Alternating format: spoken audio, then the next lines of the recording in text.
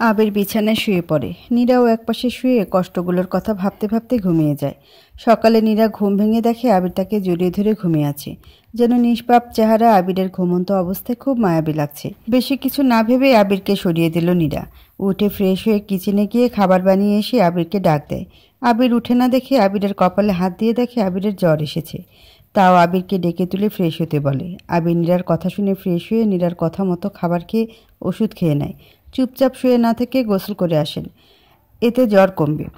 জানি, কিন্তু ঠান্ডা লাগে তো। তাড়াতাড়ি করবেন। আবির ওয়াশরুমে গিয়ে 5 মিনিটে শাওয়ার শেষ করে এসে ঠান্ডা থেকে বাঁচতে নীরাকে জড়িয়ে ধরে। আমি কি কম্বল নাকি? কম্বলের নিচে যান, কাজ আছে কিছু? আমার থেকেও বড় কি কাজ শুনি? ঘরটা এলোমেলো হয়ে আছে, গোছাতে হবে। ও নিয়ে তোমার টেনশন করতে হবে না। কেন? রোমানা আজ আসবে। কে সে? এই বাসার সব দায়িত্ব তার। চাচি হয়, দুঃসম্পর্কের আত্মীয়, কিন্তু আমি ছোট থেকেই রোমানা বলেই ডাকি। ও কখন আসবে? একটু পরেই। কে বলল? সে ফোন দিয়েছিল কাল। এতদিন কোথায় ছিল? বাড়ি গিয়েছিল। ছুটি দিয়েছিলেন তাই না? কেন বলো তো? কিছু না, বুঝলাম অন্যায় করার জন্যই বাড়ি ফাঁকা করেছিলেন। যা ভাবছ তাই ঠিক। কি ভাবলাম? কিছু না। কিছুক্ষণ পর কলিং বেল বাজে। নীরা দরজা খুলতে যায়। মেয়েটা প্রবেশ করে নীরাকে জিজ্ঞেস করে, কে তুমি? এখানে কি করছো? আপনি কে? তার আগে বলো তুমি কে? যাই হোক, আবির কোথায়? সে তো বাসায় আছে। সরো আমার সামনে থেকে, বলে নীরাকে সরিয়ে ভিতরে ঢুকে সে। আরে কোথায় যাচ্ছেন? কে আপনি? তা তোমার জেনে লাভ কি? তোমাকে কি এই বাড়িতে নতুন কাজে দিছি নাকি? রোমানা কোথায়? কি যাতা বলছেন? আবির রুমে আছে তাই না? আমি কাজের লোক না, আবিরের বউ আমি। হোয়াট? জি হ্যাঁ। আবির বিয়ে কবে করলো? মজা নাও। আপনি পরিচয় না দিয়ে ভেতরে যেতে পারেন না। এই ফকিনীর মেয়ে, তুই কে রে আমাকে আটকানোর? তুমিও কাউকে অপমান করতে পারো না? আবির বলে। চিল্লাচিল্লি শুনে আবির নিচে নামতে গিয়েই এই কথা শুনে ফেলে, তাই বলে উঠল। মেয়েটি আবিরকে বলে উঠল, আবির তুমি এসব বলছোটা কি? তুমি অন্য কারোর জন্য আমাকে অপমান করছো?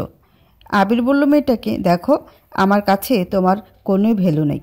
হয়তো ছিল কোনো একদিন, এখন কিছুই নেই। তুমি চলে যেতে পারো, আর আমার সাথে কন্ট্যাক্ট করার চেষ্টাও করিও না। মেয়েটা আবিরের কলার ধরে বলে, এত বড় কথা তুমি আমায় বলতে পারো না আবির? আমি তো তোমায় ভালোবাসি। তার চেয়েও বড় কথা, 2 দিন পর আমাদের বিয়ে।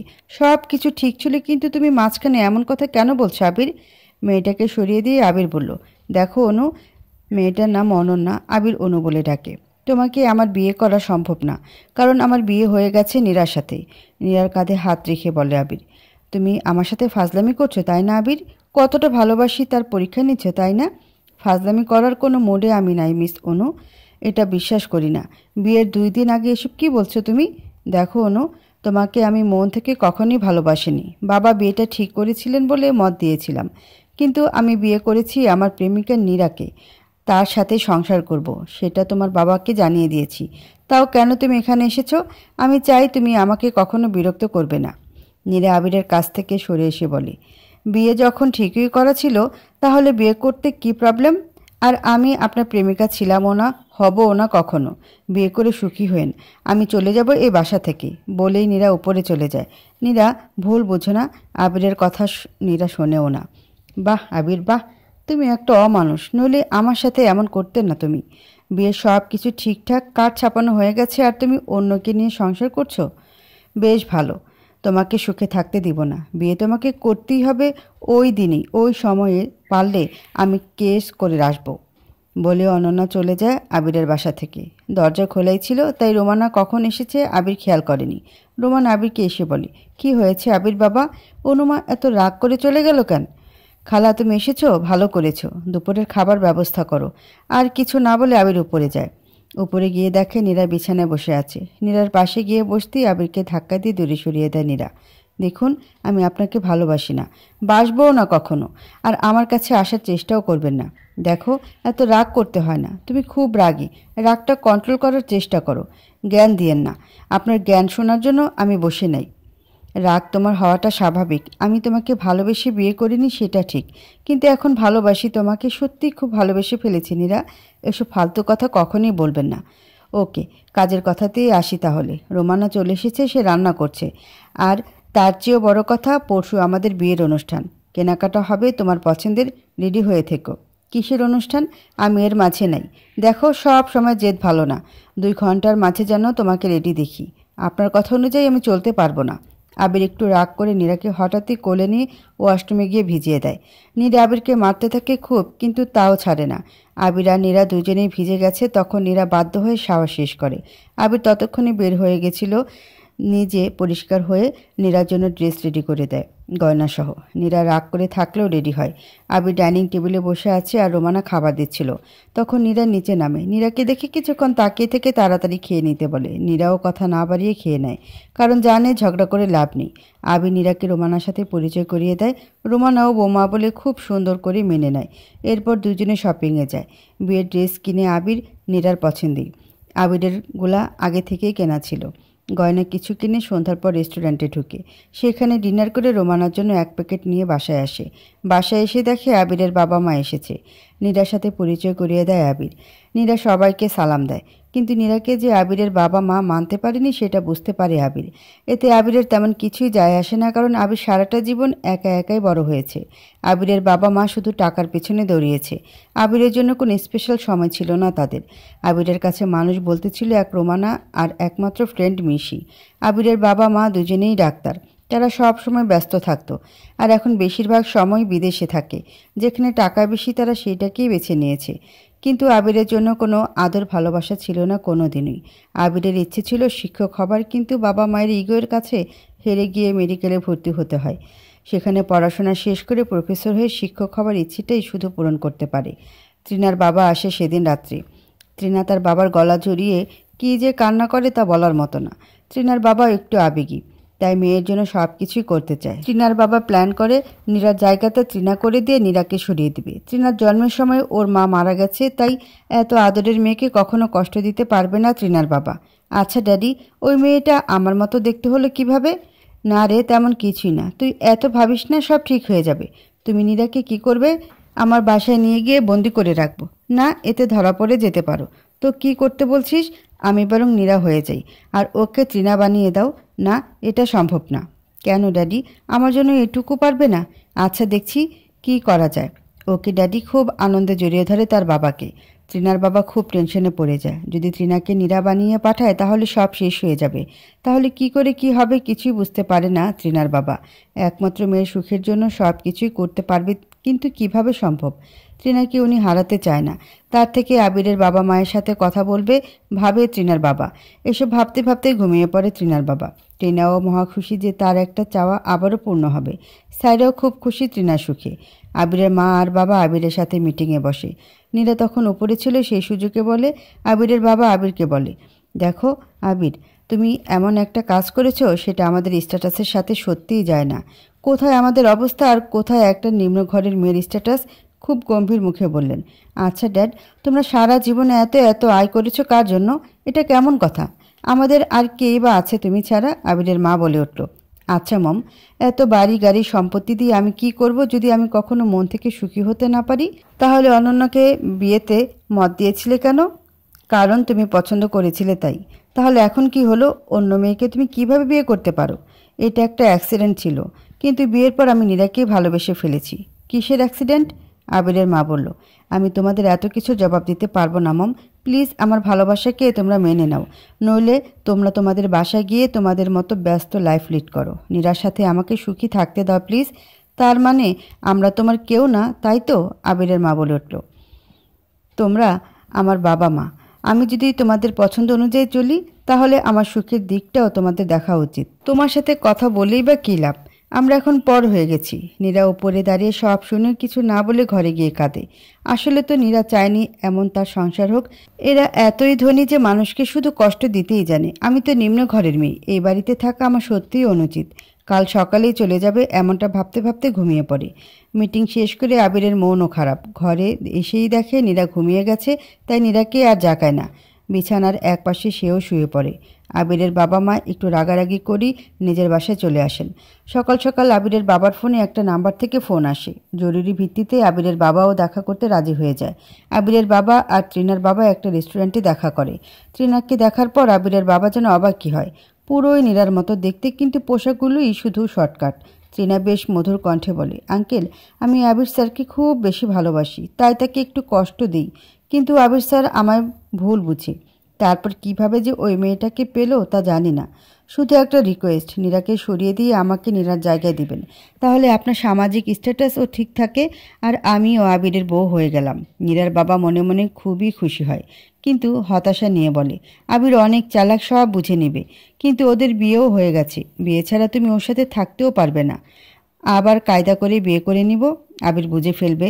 এমনিতেই আমাদের সাথে ওর ঝগড়া হয়, সে আরও রেগে যাবে।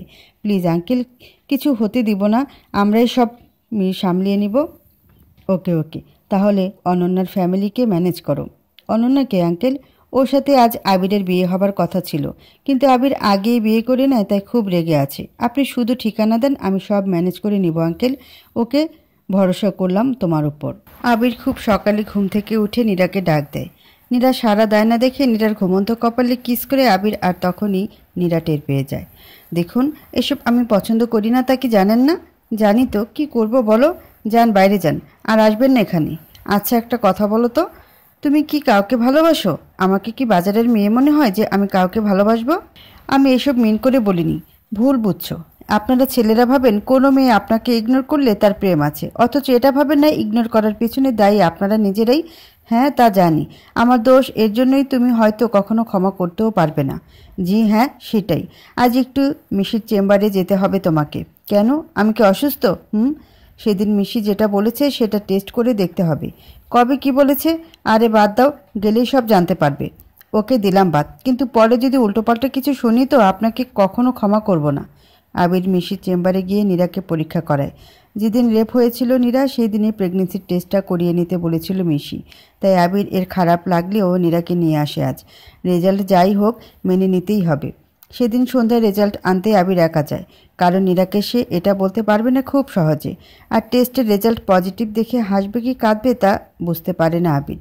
নীরা এই কথা জানলে তার খবর খারাপ করে দিবে। তাই আবির ডিসিশন নেয় বিয়ের অনুষ্ঠানের পরই নীরাকে এই খবর দিবে। রেজাল্ট নিয়ে আলমারিতে লুকিয়ে রাখে আবির।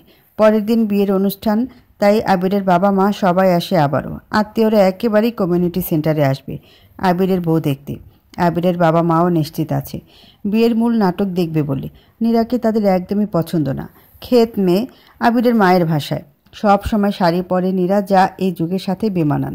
অথচ তৃণা কতই না আধুনিক, অনন্যাও বেশ ছিল, কিন্তু তৃণাকেই তাদের বেশি ভালো লেগেছে। তার থেকেও বড় কথা, তৃণার বাবা বিজনেসম্যান, সমাজে তার স্ট্যাটাসও অনেক বেশি। তৃণা যে পার্লারে নীরাকে সাজানোর কথা, সেখানে গিয়ে চুপ করে বসে থাকে। দুপুরের দিকে নীরাকে পার্লারে নিয়ে যায় আবির। আবিরকেও রেডি হতে হবে, তাই ড্রাইভারের উপর নীরাকে আনার দায়িত্ব দিয়ে আবির চলে আসে। পার্লারের ভিতরে তৃণাকে দেখে নীরা চমকিয়ে যায়। কি ব্যাপার, তুমি এখানে কি করছো? এইখানে তো তোমার আসার কথা ছিল না। আসার তো কথা ছিল আমার, তা এর শাস্তি তো তোমাকে পেতেই হবে, তৃণা বলে উঠল। মানে কি বলছে এসব? আবির স্যারকে পাবার জন্য এত নাটক করলাম, আর তার সুযোগ নিলে তুমি, তাই না? এর প্রতিশোধ আমি নিয়েই ছাড়বো। তোমাকে ভালোই ভালোই বলছি, আজ থেকে তুমি তৃণা হয়ে আমার বাবার সাথে থাকবে, আর আমি নীরা হয়ে আবিরের সাথে থাকবো। মেনে নিতে কি রাজি আছো? তোমার জন্য মিস্টার আবির আমায় ক্ষতি করেছে। তোমার মিথ্যা নাটকের বাস্তবতা আমাকে দেখিয়েছে আবির, আর আমি আবিরকে ছেড়ে দেব তা স্বপ্নেও ভেবো না। আবিরকে প্রতি মুহূর্তে কষ্ট দেওয়ার জন্য নীরাই যথেষ্ট। তা ভুলে যাও, এখন তুমি আর টিকতে পারবে না। পার্লারের সব ব্যবস্থা করেই রেখেছি বলে তৃণার বডিগার্ডরা নীরাকে মুখ বেঁধে তৃণার বাসায় নিয়ে যায়। আর তৃণা আবিরের বউ সেজে আবিরের গাড়িতে করে বিয়ের অনুষ্ঠানে যায়। তৃণা প্রথমে অনুষ্ঠানে ঢুকে আবিরের বাবা আর মাকে আলাদা আলাদাভাবে চোখ টিপ দিয়ে বুঝিয়ে দেয় সে তৃণা। আবির সেটা খেয়াল করে না, কিন্তু বুঝতে পারে না কিছুই। বছরের প্রথম দিন, সাথে আবিরের বিয়ে, সেই হইচই চারদিকে। একে একে সবাই তৃণাকে নীরা ভেবে অভিনন্দন জানাচ্ছে। মিশি বলল, হ্যালো নীরা, কেমন আছো? এই সময় শরীরের যত্ন নিয়েও বেশি করি। এই সময় মানে? আরে আবির তোমাকে কিছুই বলেনি নাকি? তৃণা ভয় পেয়ে যায়। কি বলতে চাচ্ছেন উনি? ধরা পড়ে যাবে না তো? এইসব ভার ভিতরে ঢুকে আবির বলে উঠল, আহ মিশি, কি শুরু করলি তুই বলতো? এখনো সে কিছুই জানে না, আজ বলবো। তৃণা একটু স্বস্তি পেল। মিশি বলল, তাই নাকি? ওকে বাবু। নীরার মা এসে তৃণাকে জড়িয়ে ধরে, এতে তৃণা চিনতে না পেরে বলে, কে আপনি? আজব তো, আমার শ্বাস নষ্ট হয়ে গেল। কি বলছিস মা, তুই নিজের মাকে তুই ভুলে গেলি? সরি মা, আসলে তোমার মুখ দেখিনি, তাই ভুলভাল বলে ফেলেছি, ক্ষমা করে দিও। মনে মনে বলে, উহ, এই মহিলা যে এমন করবে কে জানতো, আমি তো ধরাই পড়ে যাচ্ছিলাম। আবির এইসব ঘটনাতে বেশ সন্দেহ করে ফেলে তৃণাকে, কিন্তু কিছুই বলে না। মনে মনে বলে, নীরা তো এমন ছিল না, তাহলে কি এ মেয়ে নীরা নয়? অবশ্য নীরার চোখের ভাষা আমি বুঝি। এটা তো নীরার চোখ মনে হচ্ছে না, নাকি সাজানোর জন্য এমন লাগছে? না, মাথা কাজ করছে না, পরে দেখা যাবে। আচ্ছা, যদি এটা নীরা না হয় তাহলে নীরা কোথায়?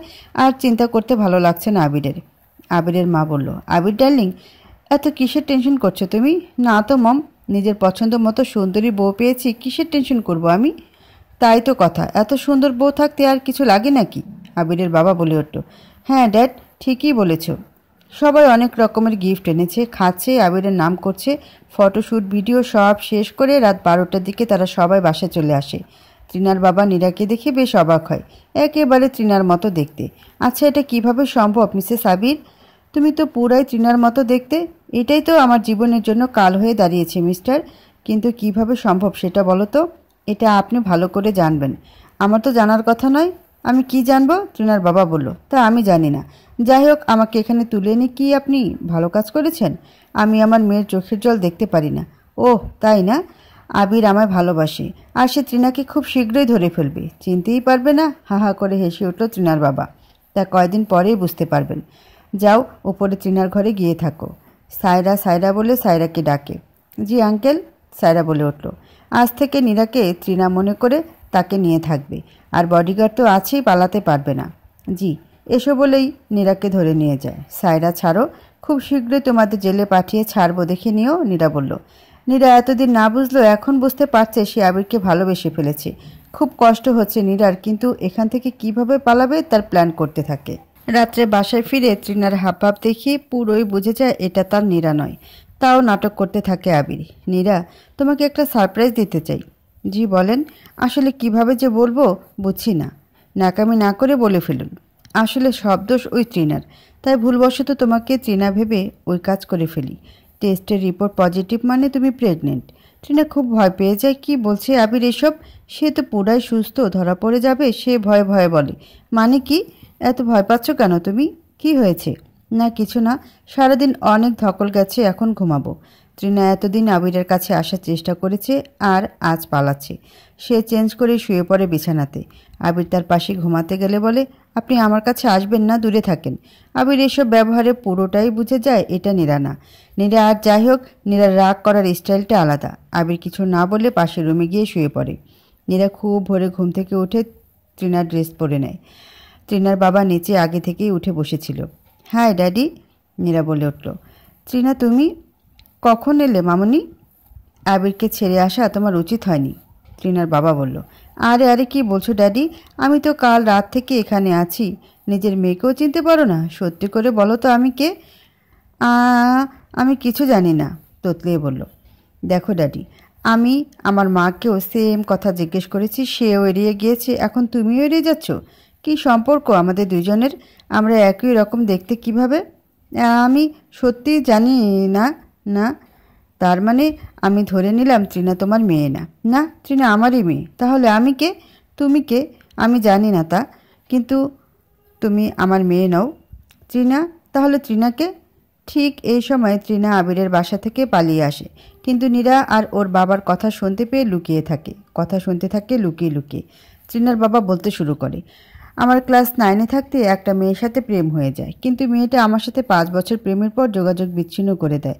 জানি না তার কি হয়েছিল। অনেক খোঁজ করার পর জানতে পারি সে বিয়ে করেছে আমারই বন্ধুকে। আমার প্রচুর কষ্ট হয়েছিল সেই দিন, কিন্তু সব কষ্ট মেনে নেওয়ার চেষ্টা করেছিলাম। কিছুদিন পর শুনতে পাই তার ছেলে হয়েছে। যে স্বপ্ন আমি দেখেছিলাম সেই স্বপ্ন আজ অন্য কারোর সাথে পূরণ করেছে। আমি আমার বন্ধুকে শত্রু হিসেবে গণ্য করি। প্রতিশোধের নেশা উঠে যায় আমার রক্তে। আমার পড়াশোনা শেষ করে বাবার বিজনেসে হাত দিয়ে শুরু করি প্রতিশোধের খেলা। বন্ধু মাহমুদ আর প্রেমিকা হেনার সাথে ভালো প্রতিশোধ নিতে পেরেছিলাম আমি। মাহমুদের ব্যবসায় লস করাতে শুরু করি। আস্তে আস্তে সে এত লস খেয়ে যায়, সে রাস্তার ফকির হবার দশা হয়ে যায়। তখন হেনা দ্বিতীয়বারের মতো প্রেগনেন্ট ছিল। হেনার জীবন মরণের রাত ছিল সেটা। হেনাকে হাসপাতালে ভর্তি করানো হয়। সেদিন হেনার 2টা মেয়ে হয়। হেনার জ্ঞান ফিরতে অনেক সময় লাগে, আর তখন ডাক্তারের বিল যত হয় সেটা শোধ করার ক্ষমতা ছিল না মাহমুদ আর হেনার। সেই সুযোগটাই কাজে লাগাই আমি। নার্সকে টাকা দিয়ে মাহমুদের কাছে পাঠাই। নার্স মাহমুদকে বলে, মিস্টার মাহমুদ, আপনার বিল তো অনেক বেশি, আর আপনি তা শোধও করতে পারবেন না। আর এদিকে একজন পেশেন্টের বাঁচা মরা অবস্থা, সন্তানের মৃত্যু হয়েছে। আপনি যদি আপনার একটা সন্তানকে বিক্রি করে দিতেন তাহলে তারাও সন্তান পেত আর আপনারাও টাকা পাবেন। 2 লাখ দিবে বলেছে তারা। মাহমুদ খুব লোভী হয়ে উঠেছিল তখন, তাই নার্সের সাথে রাজি হয়ে যায়। বিক্রি করে দেয় তার এক মেয়েকে। আসলে সেদিন আমার স্ত্রী মারা যায়নি, কারণ আমি তো বিয়েই করিনি। শুধুমাত্র প্রেমিকাকে পাপ বোধে রাখবো বলেই এই সন্তানটা নিয়ে নিই। হেনা খুব কষ্ট পেয়েছিল সেদিন। নিজ সন্তানকে মাহমুদ বিক্রি করে দেয় বলে আজও মাহমুদকে ক্ষমা করেনি হেনা। আর তৃণাকে নিয়ে আমি চলে গিয়েছিলাম ঢাকা। কখনো এই শহরে আনতে চাইনি, কিন্তু তৃণার মেডিকেলে পড়ার জেদের জন্য তাকে আনতে আমি বাধ্য হই। আর আপনার সেই মেয়ের জন্যই আমাকে রেপের শিকার হতে হয়। আপনাদের প্রতিশোধের আগুনে আমাদের জীবনটা জ্বলে গেল। আজ এক বোন আরেক বোনের সংসার নষ্ট করতে গেছে, আর আপনিও তাতে সায় দিয়েছেন। আমি তো আবির স্যারকে বিয়ে করতে চাইনি। আপনার মেয়ের জন্য আবির আমার সাথে যে অন্যায় করেছে তার জন্য ক্ষমা আবিরকে কখনো করব না, আর তৃণাকেও কখনো ক্ষমা করব না। আড়াল থেকে তৃণা বের হয়ে আসে। আমি সব শুনেছি ড্যাডি, আমি তোমার মেয়ে না। কান্না করে খুব। না রে মা, তুমি আমার মেয়ে ছেলে থাকবে। তৃণার বাবা বলল, না তুমি আমার বাবা না। তাছাড়া তোমার জন্য আমি কাল নিজের মাকে অপমান করেছি। তৃণা বলে উঠল। নীরাকে তৃণা বলে, আমি ভেবেছিলাম জোর করে ভালোবাসা হয়, কিন্তু না, আমি জোর করে ভালোবাসা পেতে গিয়ে বুঝেছি সেটা আমার জন্য না। আবির স্যার তোমাকে খুব ভালোবাসি নীরা। আমি চলে এসেছি ওই বাসা থেকে। তোমার ভালোবাসা তোমারই আছে। তুমি আর তোমার সন্তান মিলে স্যারের সাথে সুখীই থাকিও নীরা। জানি আবির আমায় ভালোবাসে বোন, বলে তৃণাকে জড়িয়ে ধরে নীরা। তৃণা এত সত্যি কথা জানার পর পাগলের মতো আচরণ শুরু করে। এরপর অজ্ঞান হয়ে যায়। তৃণার বাবা খুব কান্নায় ভেঙে পড়ে। নীরা, তৃণার বাবা, তুষার, সায়রা মিলে তৃণাকে হাসপাতালে নিয়ে যায়। নীরা আবিরকে ফোন দেয়। মা আর ভাইকেও ফোন দেয় নীরা। সবাইকে সব খুলে বলে ফোনে। আবির নীরার কাছে আসতেই আবিরের কাঁধে মাথা রেখে কাঁদতে শুরু করে নীরা।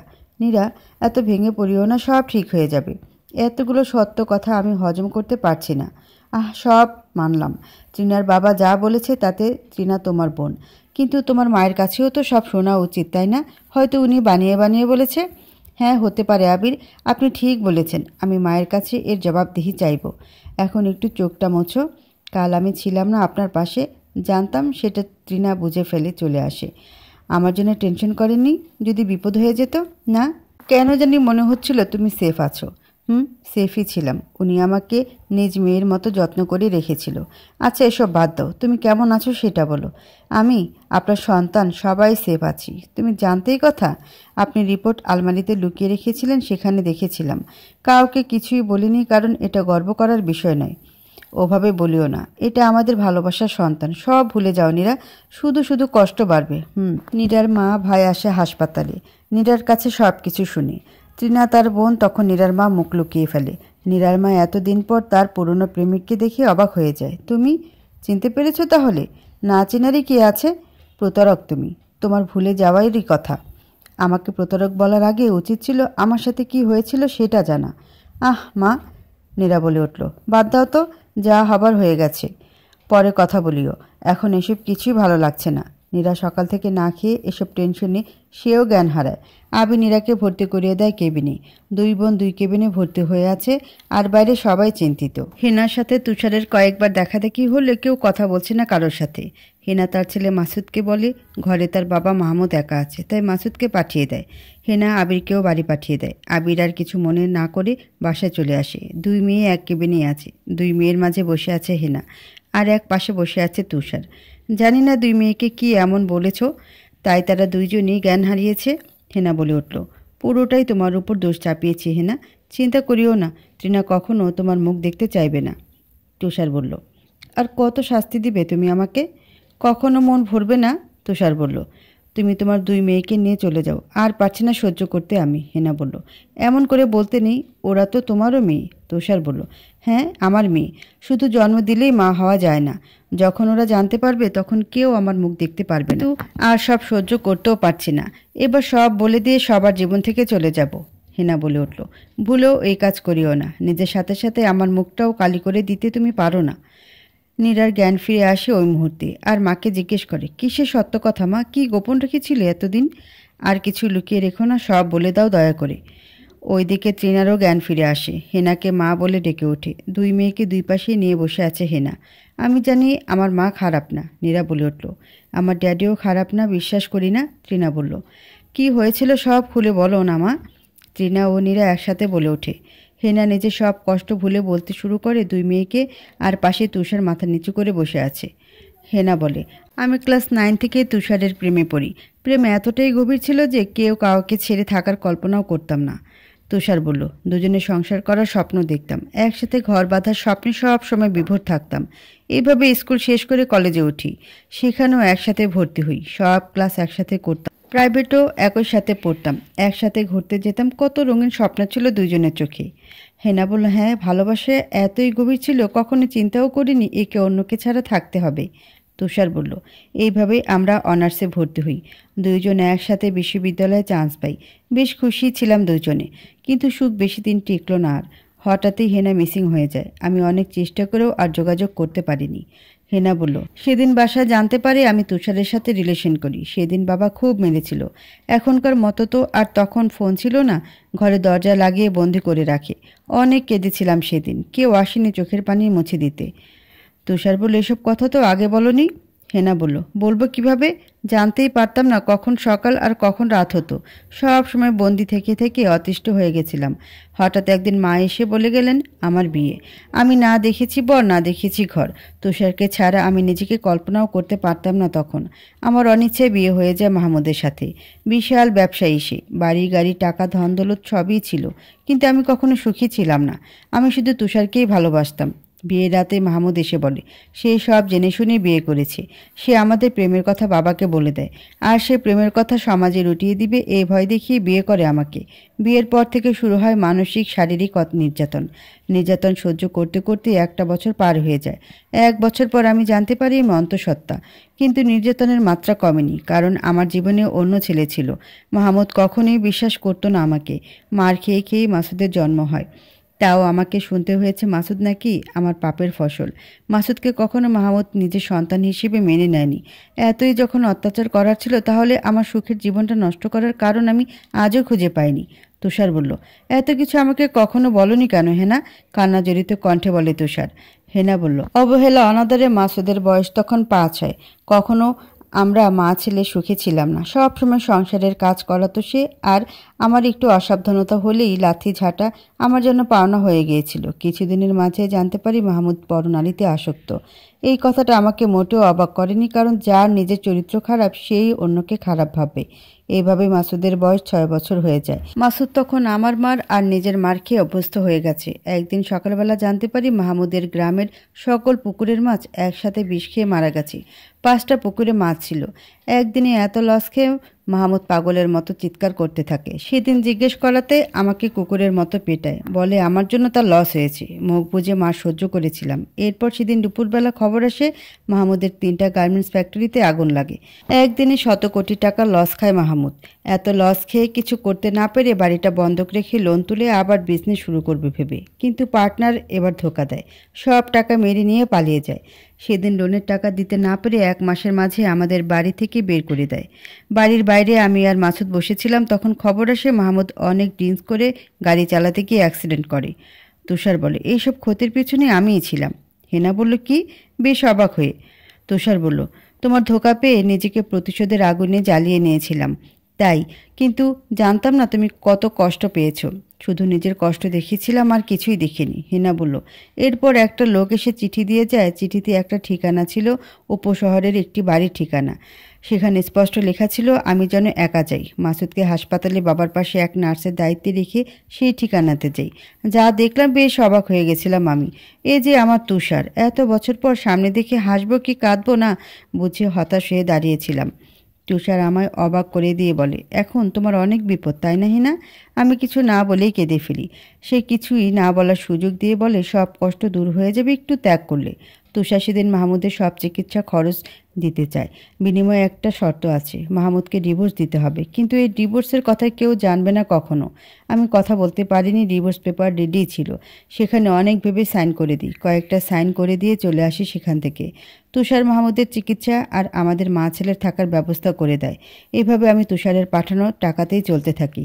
তুষার কখনো তার ঠিকানা আমায় বলতো না, ঠিক সময় মতো টাকা চলে আসতো। এরপর এভাবে 1টা বছর কেটে যায়। ডিভোর্স দেয়া পঙ্গু স্বামী আর ছেলেকে নিয়ে মাহমুদ সুস্থ হবার কোনো আশাই ছিল না। তাও তার সেবা করতাম। মাহমুদ কথাও বলতে পারে না, আর সাথে হুইল চেয়ার ছাড়া চলতে পারে না, তাই তুষার একজন কাজের লোক পাঠায়। সেই ছেলে মাহমুদের সব সেবা যত্ন করত। এরপর একদিন তুষার আমাকে ডেকে পাঠায় এক ঠিকানাতে। আমি যেন পুতুল হয়ে গিয়েছিলাম। তুষার যা বলতো তা শুধু করতাম, কিন্তু তুষারকে কিছুই বলতাম না।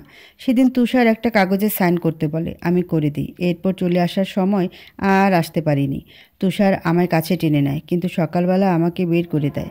এভাবে সে প্রায়ই আমাকে ডেকে পাঠাতো সেই ফ্ল্যাটে। আমি যেতে বাধ্য ছিলাম, কারণ আমি পড়াশোনা বেশি করিনি, না করি কোনো চাকরি। এভাবে চলার কিছুদিন পর আমি জানতে পারি আমি মা হতে চলেছি। আমি কখনো তুষারকে এই খবর দিইনি। সে নিজে জেনে নেয়, সব সময় খোঁজ রাখতো, সেভাবেই হয়তো ডেলিভারির ডেট এগিয়ে আসে। আত্মহত্যা করতে যেও পারি না, কারণ সন্তান পেটে নিয়ে মরলে পাপ হবে, তাই। জীবন্ত প্রাণ মারতে চাইনি আমি কখনই। প্রায় দিনই চিঠি আসতো যেন নিজের খেয়াল রাখি, কখনোই যেন মাহমুদের ঘরে না যাই। এরপর যেদিন পেন উঠে, মাসুদি আশেপাশের মানুষ ডেকে হাসপাতালে নিয়ে যায় আমাকে।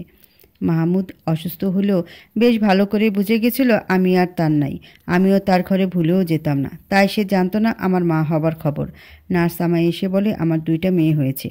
আনন্দিত হতে পারিনি সেদিন, কারণ যাকে একদিন ভালোবাসতাম তার পাপের ফল এই সন্তান। তুষার বলল, না পাপের না, ওরা 2 বোন আমার বৈধ সন্তান। হেনা বলল, কিভাবে? তুষার বলল, লাস্টে যেদিন একটা পেপারে সাইন করাই, সেটা তোমার আমার বিয়ের পেপার ছিল। তোমাকে কখনো জানাতে চাইনি রাগের জন্য। হেনা বলল। এরপর তুষার নার্স দিয়ে একটা মেয়েকে নিয়ে চলে যায়। চিঠি লিখে যায়, স্মৃতি হিসেবে নিয়ে গেলাম। ভেবেছিলাম আর কখনো হয়তো খোঁজ নিবে না, কিন্তু আজ অবধি আমার সব খরচই আসে তুষারের কাছ থেকে।